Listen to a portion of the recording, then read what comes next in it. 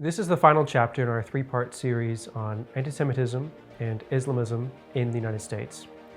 In parts 1 and 2, we discussed the Muslim Brotherhood, defined a few of our terms like Islamism, and also discussed how these issues have translated to American politics. In this, our final conversation, we'll discuss how these issues thrive on American college campuses. After October 7, 2023, it became apparent that anti-Israel activism and pro-Hamas activism were not happening organically. Instead, they were highly coordinated. And now we're going to discuss what that really means. Let's get started.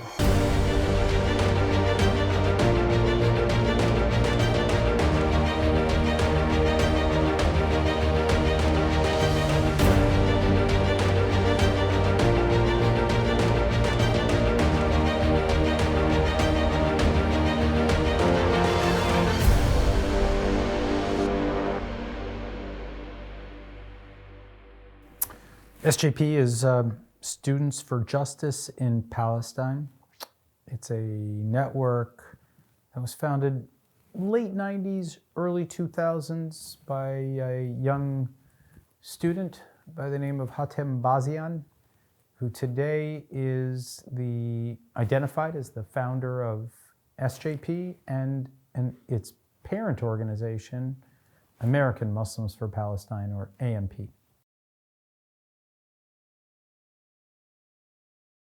AMP, American Muslims for Palestine, is a corporate non-for-profit that supports Students for Justice in Palestine, which is not registered anywhere in the federal government. It is an unregistered association, I believe is the technical term for such an entity. They have a website, and they operate on college campuses across the United States, but they don't have 501c3 status. They're not a corporation. They're not an LLC. They're sort of none of the above.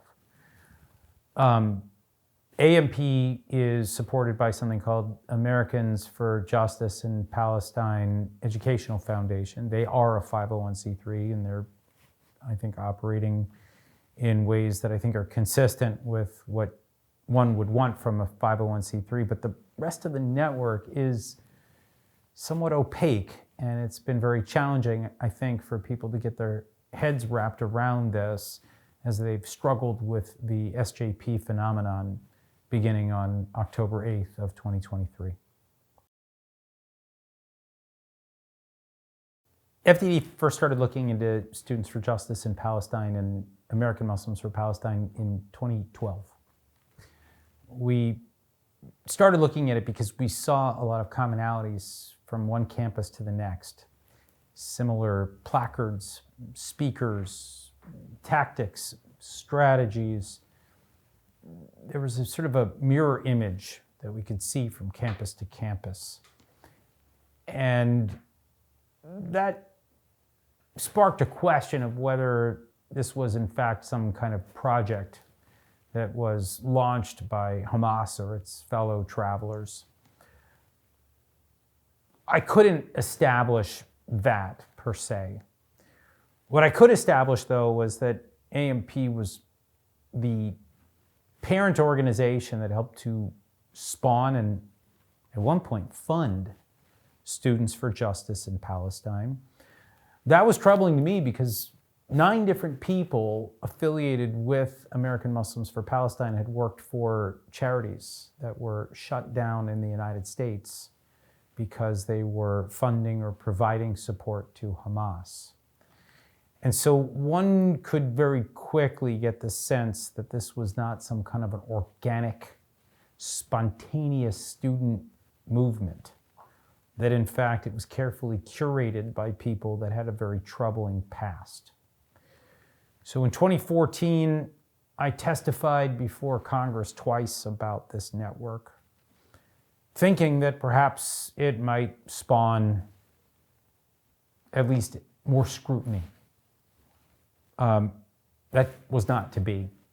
The US government was not responsive, and eventually the evidence that we provided about this group The narrative data that we had collected, I think, was absorbed, but just was not enough for the US government to want to act. I think some of that had to do with perhaps a lack of evidence of violence or direct support for Hamas. Some of it had to do with First Amendment concerns about students on campus. There's any number of reasons why the US government didn't do anything about it. But what was so fascinating was that you fast forward another 9 years, and the October 7th attacks take place, and immediately the federal government comes calling, wanting to learn more about this network that is now creating havoc on campus and has at least historic connections to Hamas charities in the United States. So this was a sort of a tale of inaction, and that was followed up by a frenzied, chaotic effort to get up to speed.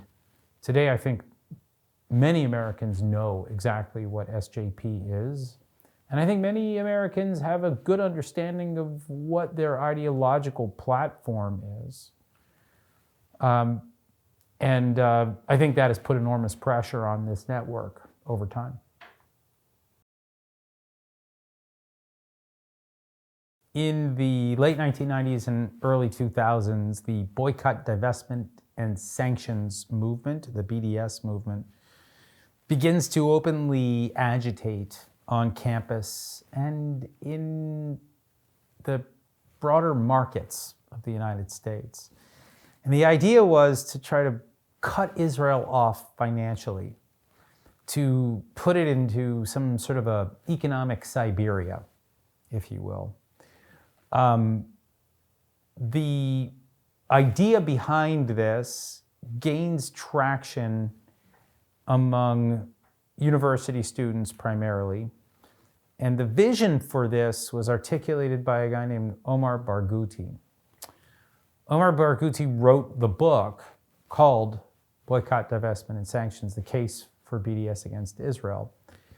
And in it, he essentially posits that a successful campaign against Israel would lead to Israel looking like apartheid South Africa. In other words, if it is shunned and isolated worldwide, that regime change in Israel would be inevitable, that it could not survive such a withering campaign, this assault on its legitimacy. And that's when we really begin to see words like apartheid getting thrown around. This dates back to the early 2000s. And so when people talk, just in the last few years, the college activists that were using the word apartheid, talking about genocide, these are big words, but they're not new.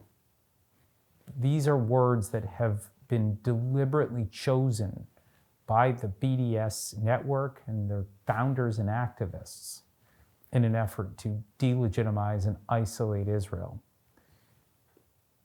There's a reason why the International Court of Justice cases against Israeli leaders involved in the military campaign of Hamas, when that campaign was challenged by the ICJ, it was filed in South Africa. Again, you get a sense that you're trying to draw it all back to the original intent of the BDS movement, and I think that is significant today. BDS is anti-Semitic because we don't see these same principles being applied to other countries that have committed grievous crimes.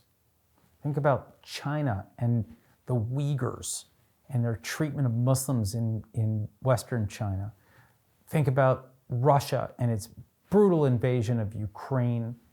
Think about Myanmar or North Korea or Venezuela or any of these places, Cuba, where human rights are non-existent and brutality is the norm.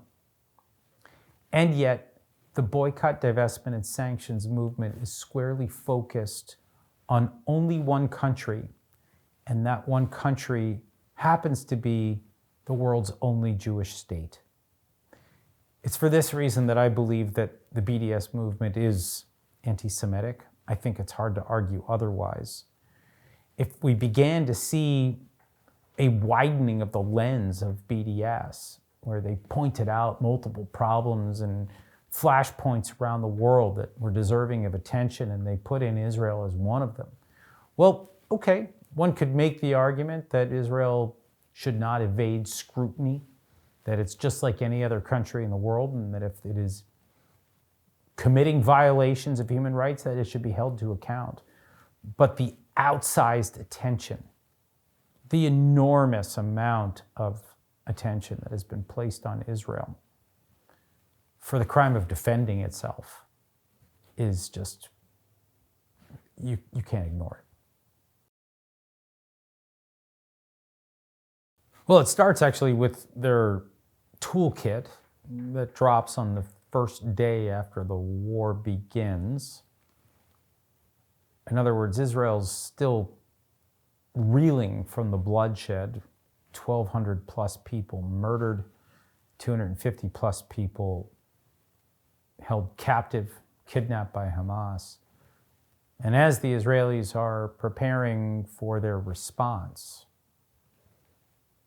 SJP already has talking points to delegitimize Israel on campus and beyond. How they had assembled a 40-page document so quickly and had it into the hands of their activists across the country has yet to be explained. SJP then begins a campaign of encampments. In many instances, these were just violations of like public order codes or university bylaws, and that's of course really of no major concern to the average American. But what we also begin to see is the articulation of hate speech at these protests, the intimidation of Jewish and pro-Israel kids on campus, the threats that were being issued to some of these students, efforts to cancel student leadership, efforts to intimidate kids that were wearing a kippah on campus or wearing pro-Israel pins or t-shirts. The implied threat of violence or the direct threat of violence was something that I think shocked many Americans. The indifference of the universities to this problem also shocked a lot of Americans, but it all tracked back to SJP. They were the primary players on campus. They were the most organized, and there was continuity from one campus to the next. You could see the similarities of these movements. Yes, different people were leading them, and yes, they had different strategies and tactics, but there were a lot of commonalities. By the way, including the leadership of American Muslims for Palestine showing up at these encampments and taking part in the protests. You got a sense that there was some kind of a wider, organized effort that was going on. And it was not spontaneous. It was not organic. I don't think it was student-led. It was something else. Oh, I mean, we saw Hatem Bazian appear at University of Pennsylvania, University of California, Berkeley, University of California, San Diego State. The man appeared in multiple campuses, helping to lead the encampments. Osama Abu Ershad, the executive director of AMP, we have him at Columbia, GW, and elsewhere, holding the megaphone, giving speeches, speaking to press conferences. In other words, we've got grown men showing up on campus and taking part in these activities, there's no doubt that there were students that were there and that they were taking part. And many of them were enthusiastic participants, but there were also adults. They were organizers. And so again, I think it's hard to posit that this was all organic and spontaneous. One does get a sense that these were highly organized protests and encampments. Well, I mean, there's a couple of things that I think we need to understand. Number one, when you're blocking students from entering a building where they have paid to go to school, where they've paid to study, that's an act of aggression.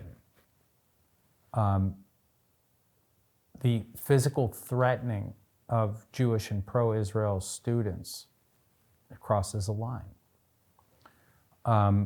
The vilification of students that are Jewish or just pro-Israel, and the efforts to cancel them or to block them from positions of student government, these are all things that, I mean, if you had attacked a different minority group, African American, Latino,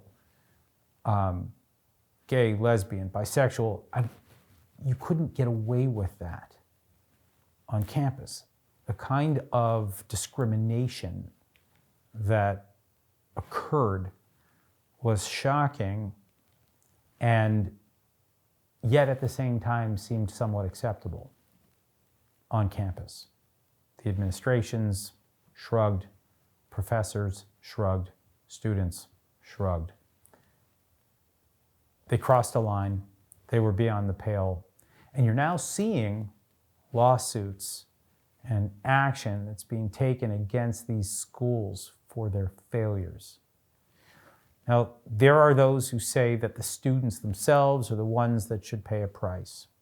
And there are those organizations out there that are trying to expose the names of the students. I don't know if I can endorse that. But I do think that we need to see consequences for when these lines are crossed. I would prefer to see the universities take disciplinary action against the students. But when they fail to do that, that has spawned a new effort on the part of the wider community to expose those who have intimidated and threatened students for simply being who they are. The embrace of Hamas symbolism, the embrace of Hamas rhetoric, the lionization of Hamas leaders, the glorification of Hamas fighters, all of this was incredibly common on college campuses within days of the October 7th attack. Never mind the shock of American students embracing the idea of a terrorist organization and its assault on civilians. Set that aside for a minute. I think the question that people have tried to ask was, was this material support for Hamas? I think it's probably a bridge too far, although probably legally you could maybe make the argument. The question that I have to ask is, how did we get here? In other words, this doesn't spontaneously just emerge as a narrative on college campuses. This is taught. It's learned. And usually this sort of thing requires years of indoctrination. Because I don't believe that the average American student is excited about Hamas. I don't believe they actually care. Most students don't. They were taught. And that's why, again, I've got to look back at the broader effort that took place over years, probably more than a decade, to prepare American college campuses for this moment. This was a lot of planning that ultimately led to a moment that will not soon be forgotten in American history. The professorate, specifically in Middle Eastern studies across the United States, is probably one of the most politicized in all of academia. I mean, academia is known as a left-leaning place, maybe more sympathetic to, the Palestinians or to other popular leftist causes.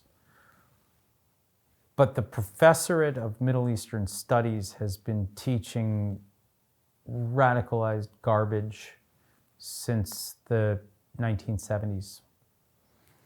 I think it probably began with a guy named Edward Said. He was a linguist, a Palestinian linguist, who wrote a book called Orientalism.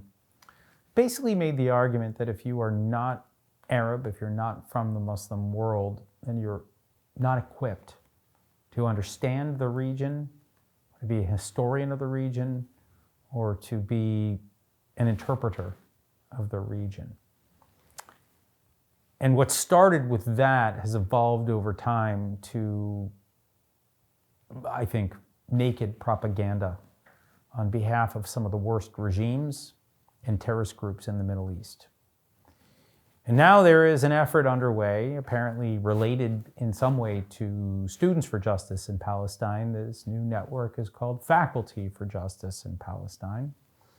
And they are actively promoting the worst things that one could as it relates to the Middle East, and throwing their support behind Hamas or their fellow travelers, vilifying Israel, vilifying the United States for its support of Israel. It does beg the question, whatever happened to impartiality? Whatever happened to teaching both sides? Whatever happened to, trying to help students understand two sides of a complex conflict? These are things that I don't know how to answer right now, but I can tell you that tenure is a problem. In other words, you have these professors, they reach tenure, they hold these radical ideas, and they teach them, and there are no consequences. In other words, they can continue to get up year after year and teach drivel, as opposed to teaching history and preparing students to think critically. And right now, they appear to be playing a role in the chaos that we viewed on campus as they've joined forces with some of the protesters.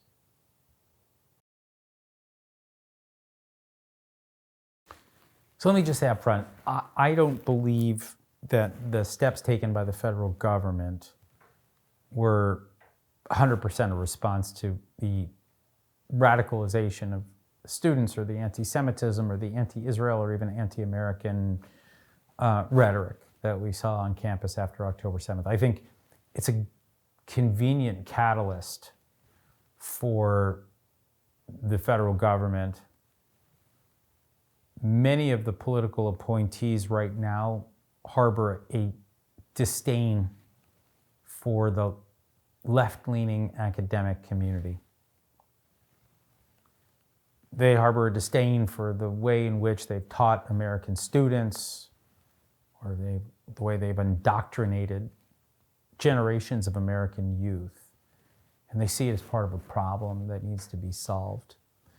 I believe that the anti-Semitism, anti-Israel activism, the violence, the hate speech, the anti-American slogans, they all became a convenient excuse for cracking down on these universities, defunding them, hauling them up before Congress.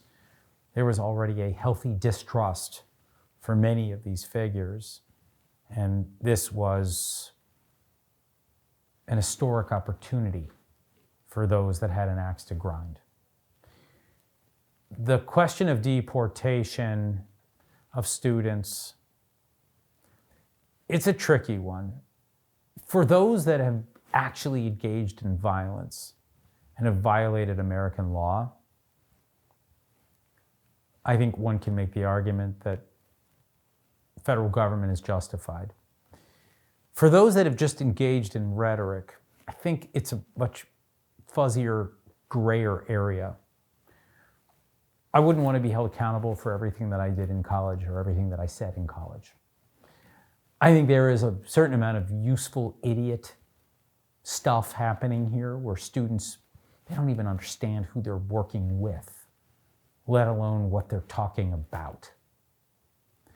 And I think that there are a lot of students out there that are already remorseful of what they've done, and they've shrunk back into the shadows. There are others, by the way, who've not given up and that are continuing to agitate and are, I think, marking themselves either by the school or by local law enforcement or federal law enforcement for possible future action. But one does get a sense that the enthusiasm for this extremism has waned since the federal government inserted itself after Trump came to office.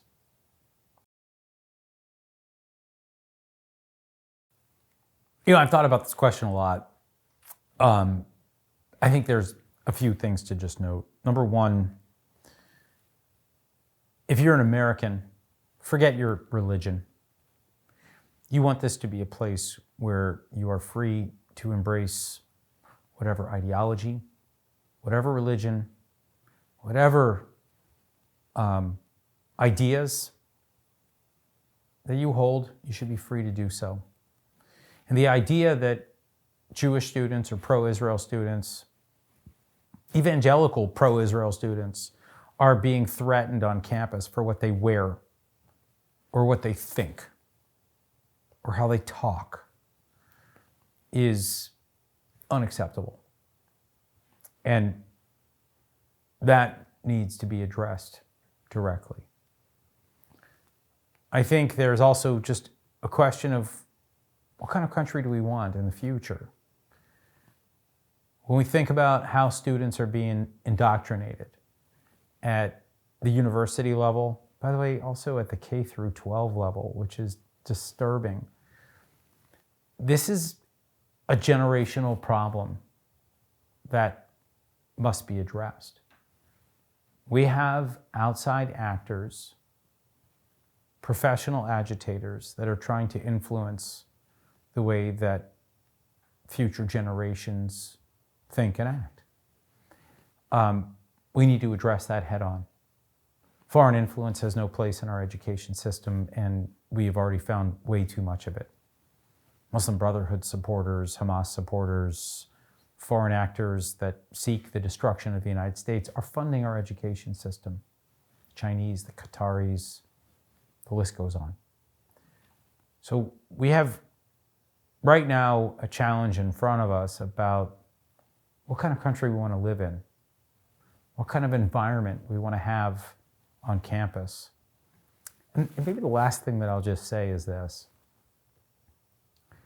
What has been taught on college campuses, what has passed for education for the last several decades is unacceptable. We're not training our young people to think critically. We're allowing people to indoctrinate our kids. In other words, they're not learning about the Palestinian-Israeli conflict and the history. They're being taught who the bad guy is and who the good guy is by people that have an axe to grind. They're being taught that the United States is part of the problem and not part of the solution, whether it's in the Middle East or in East Asia or beyond. These are things that are judgments made by people that probably should no longer be teaching. There is a responsibility when you're a teacher, when you're a professor. And that responsibility is to help students think critically. We've stopped that. And it needs to be reinstated. It needs to be reinforced. And I think that what's happened since October 7th has made it abundantly clear that a course correction is needed.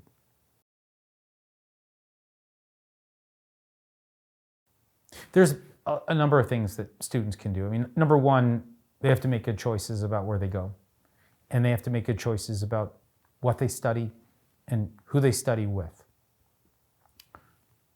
Students can be activists. They can come out to challenge the most radical professors and students that are agitating on campus to this day. They can report illegal activity. They can report violations of the school's code. In other words, we're not bystanders here. We all have a role to play if we're trying to shape the outcome, shape the future. So students, I think, often find themselves watching on the sidelines and wondering how that relates to them.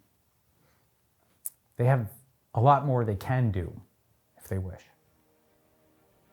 What an amazing conversation. Jonathan, I just want to say thank you so much for your time.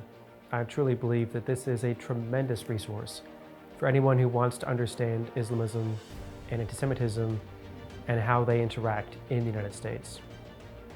And thank you for watching. I hope this was very helpful to you. I highly commend Jonathan's work and that of the FDD to you. If you would like to learn more, if you would like additional resources, you can also leave a comment below or email us at education@passagesisrael.org. Until next time.